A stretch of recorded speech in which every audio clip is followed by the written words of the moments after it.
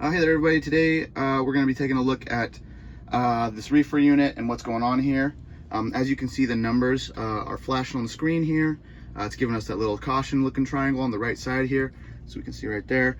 That means that the reefer has thrown a code. This particular one is here in truck 2, and is very similar to the ones in the Oddwalla. This head unit here should look about the same. So today we're going to just go over real briefly how to fix that.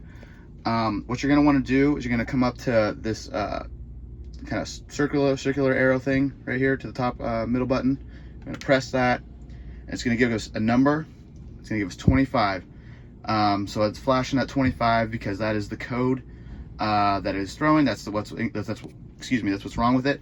So if we take a look on the back of the truck here, the back window, we'll see a list of codes, and as we can see, 25 right here is an alternator check.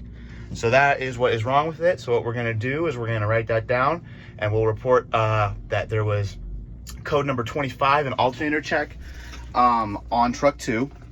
And what we're going to do then is clear the code so that we can get the reefer to fire back up, because obviously temps are rising quickly. So what we're going to want to do is we're going to press the circle button here to that code, and we're just going to press the center button here, the centermost with 2 lines. You're going to press that. It zeroes out. It's no longer flashing, as you can see, and we will give it a minute here, see what we get.